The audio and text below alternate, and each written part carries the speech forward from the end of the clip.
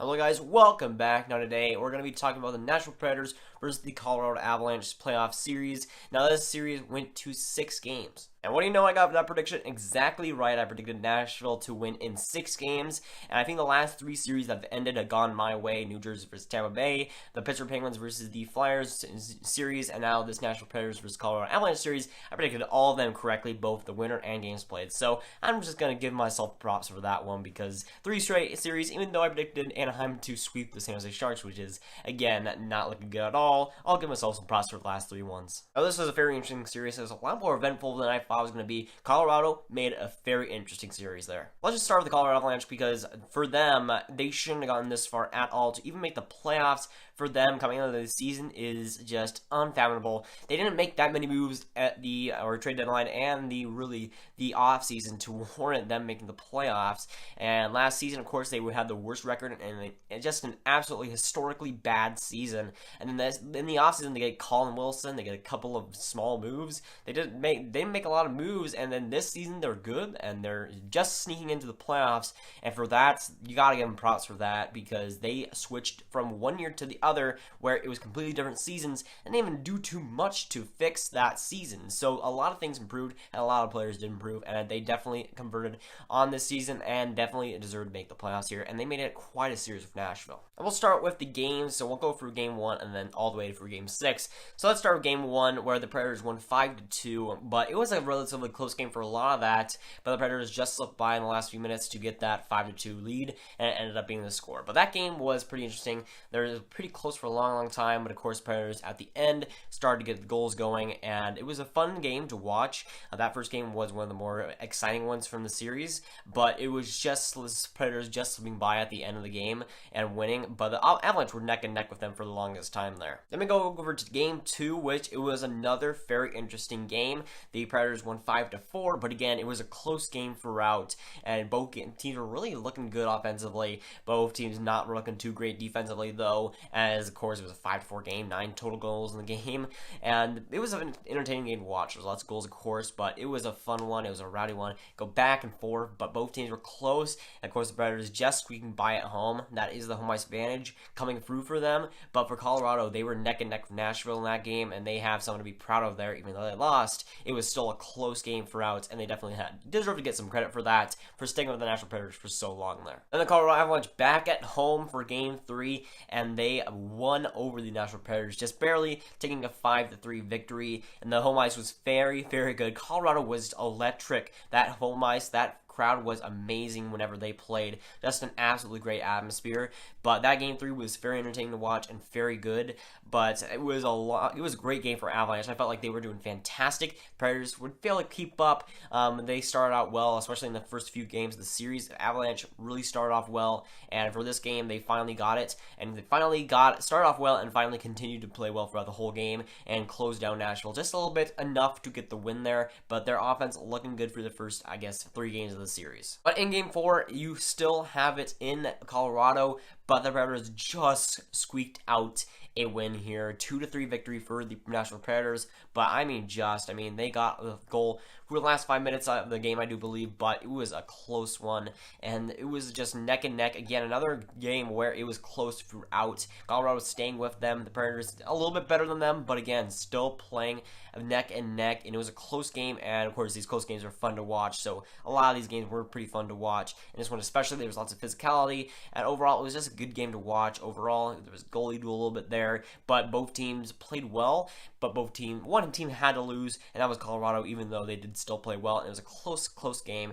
1 goal for Colorado would have made the difference there, but just barely. Predators squeaking past that game, but again, pretty entertaining game to watch, and just squeaking past by the Nashville Predators, going back to Nashville for game 6. I mean, maybe thinking Nashville's going to close out this series in Nashville for game 5, and oh no, Avalanche have different ideas. It was an amazing game, physicality all throughout, and there was a lot of action. It was 1-1 with the last few minutes of the game, and Sven Andrighetto scores, I think, like a minute left, something ridiculous like that, and the Avalanche just get over over the Nashville Predators in Nashville and win that game 5. Sven Andrietto with the clutch goal right there, and that was a bad defensive play by the Nashville Predators, but just able to squeak out that win was Colorado, and in Nashville, very impressive for them, and they were just able to squeak that. It was 1-1, almost going into overtime, and they were able to get it done, which is great to see the resiliency from that team.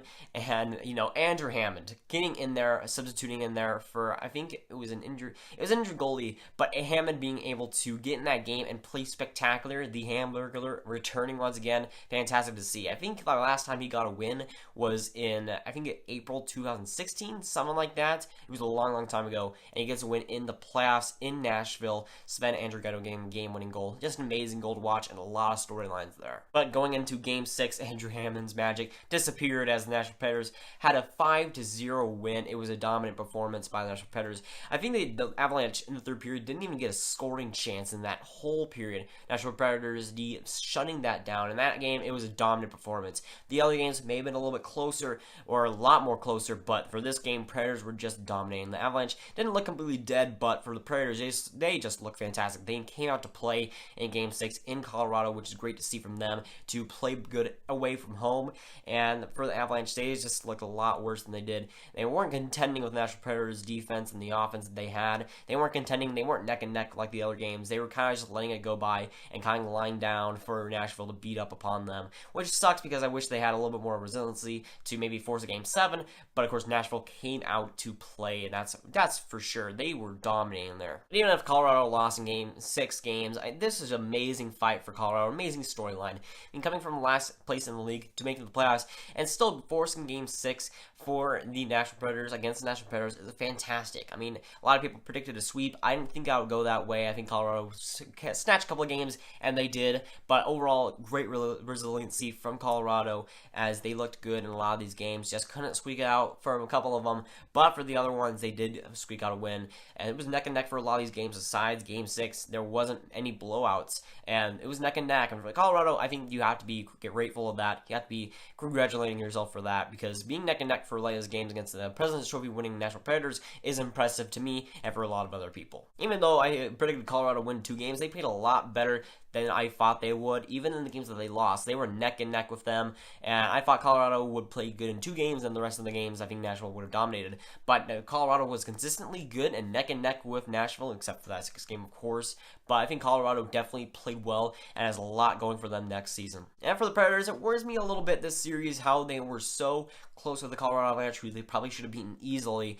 The D kind of looked mortal. It looked human. It didn't look like they were in the regular season where they were just dominant. They looked mortal. They looked human. And that's the thing going to Winnipeg. How good will that defense perform? It hasn't performed great against Colorado, even though they had some good games in there. But again, how will they perform against the Winnipeg team who's really surging at offense? That'll be a huge storyline going on that series. What will give? Will the Winnipeg offense give, or will the Nashville defense give? Who will win that series? It's going to be a tough one to predict too. Again, transitioning, the Nashville Predators will face the Winnipeg Jets in round 2. That's going to be a heck of a series, man. I want to watch every single game of it, because a lot of these round 2 matchups are looking to be really good. You got a couple of good ones in the East and a couple of good ones in the West, and that's great to see. But this series is going to be especially good. What will give? Which team will give their best? I mean, Winnipeg is looking fantastic right now. Nashville is looking human. That's a bad thing against a Winnipeg team who's really surging right now and could take you at any night.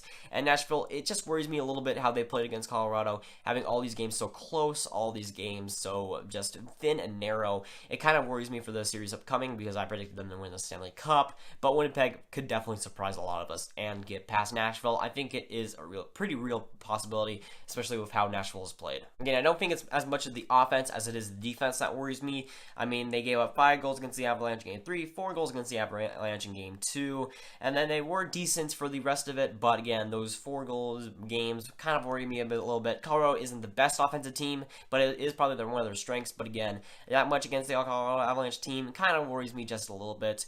But again, they could be dominant again in the second round. They could go on another good run, that defense, so I'll give them a break there. But for Nashville, they need to be a lot better against Winnipeg, because they have some vulnerable things going. Against Colorado, they looked human. They didn't look like the unstoppable Predators of last season. they have some problems here, and they've had some problems against Colorado, so they need to be a lot better against Winnipeg, and Winnipeg could definitely surprise us and surprise them. Winnipeg is prime and hungry for blood against Nashville, and Nashville could be in a bit of problems here. They could have a bit of trouble against Winnipeg, but again, they could have a great series, but again, they need to fix their problems here. Defense is kind of worrying me a little bit in this first round. If they can fix that in the second round, they could probably get past Winnipeg. It's all about the problems and fixing them, the problems that they fixed, and the problems that they will fix. Going in round 2, if they can fix them, I think they'll be fine. But that is going to, guys. Like and subscribe, and not ring that bell if you haven't. Tell me down below what you thought of this series. What do you think of Nashville versus Winnipeg going up in the second round? And I'll see you guys later. Goodbye.